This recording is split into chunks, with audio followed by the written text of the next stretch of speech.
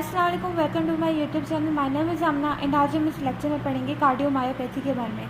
तो नाम से ही ज़ाहिर है कार्डियोमायोपैथी मीन्स वो डिजीज़ जो कि हार्ट के मसल्स पे होगी। मायो मीन्स मसल्स, सही है। तो cardiomyopathy is a disease of the heart that makes it harder to pump blood to the rest of the body। Cardiomyopathy एक डिजीज़ है हार्ट के मसल्स में जो होती है, that makes it harder जो कि रुकावट या मुश्किलात पैदा करता है पंप करने में ब्लड को to the rest of the body. Cardiomyopathy heart के मसल्स में डिजीज़ आती है और वो अफेक्ट करती है हमारी पंपिंग एक्शन को, जो कि हमारा हार्ट पंप करता है ब्लड को, तो उसमें ना रुकावटें बहुत पैदा करता है।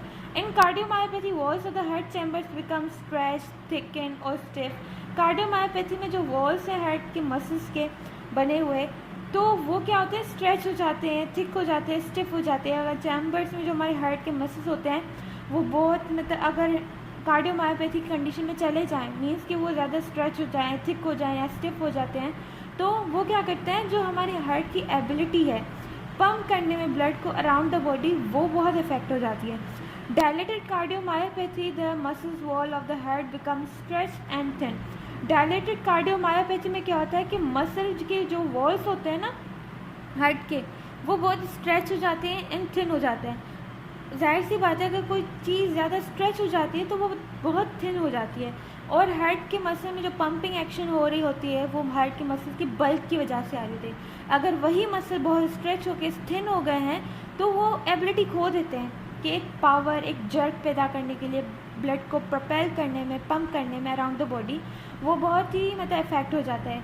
तो they can not squeeze contract properly to pump blood around the body. तो वो स्क्वीज़ नहीं कर पाते, ब्लड को कंट्रैक्ट नहीं कर पाते। जो चैम्बर है जो सराउंड हुआ होता है हमारे हार्ट के मसल से, वो बहुत सही तरीके से कॉन्ट्रैक्ट नहीं हो पाता। इसी वजह से बॉडी में जो ब्लड है वो सही तरीके से पंप नहीं हो पाता। अब इसके सिम्टम्स क्या होते हैं? सिम्टम्स ये होते हैं कि फटीगनेस होती है पेशेंट में, जिसको कार्डियोमायोपैथी है उसको फटीगनेस होती है। चेस्ट में पेन होता है। अरिदमिया, हार्ट की बीटिंग की जो रिदम्स होती है ना वो एक जैसी नहीं होती, उसमें डिफरेंस आ रहा होता है। डिस्पनिया, शॉर्टनेस ऑफ ब्रेथ, सांस लेने में दुश्वारी। Oedema means swelling in your legs and ankle, ankle और टांगों में हमारी स्वेलिंग हो रही होती है। Syncope, fainting means fainting, patient बहुत मतलब फेंट हो रहा होता है, उसमें वो ये कंडीशन बहुत आ रही होती है। अब ट्रीटमेंट क्या है इसकी? ट्रीटमेंट ये है कि cardiomyopathy treatment don't cure the condition. Cardiomyopathy में जो ट्रीटमेंट जो होती है वो क्योर नहीं करती कंडीशन को, बल्कि वो सिम्टम्स को और डिजीज़ की प्रोग्रेशन को रिड्यूस करती है। See however they can help you manage your symptoms and slow down your disease progression. Means इसका कोई ट्रीटमेंट या प्रॉपर क्योर नहीं है, लेकिन ये क्या करते हैं, ये आपको हेल्प करते हैं। डॉक्टर्स जो कार्डियोलॉजिस्ट होते हैं वो आपको हेल्प करते हैं ताकि वो आप अपने सिम्टम्स को मैनेज कर पाएँ और आपकी डिजीज़ ज़्यादा प्रोग्रेस ना कर पाए, क्योंकि इसमें ज़्यादा से ज़्यादा रिस्क होता है हार्ट फेलियर का। सही है। तो eating food with low fat and salt, अब वो फूड जहाँ पर हमारे लो फैट्स आ जाते हैं, हमारे सॉल्ट्स बहुत कम होते हैं, तो वो फूड खाना चाहिए। गेटिंग रेगुलर एक्सरसाइज रोज़ हमें करनी चाहिए।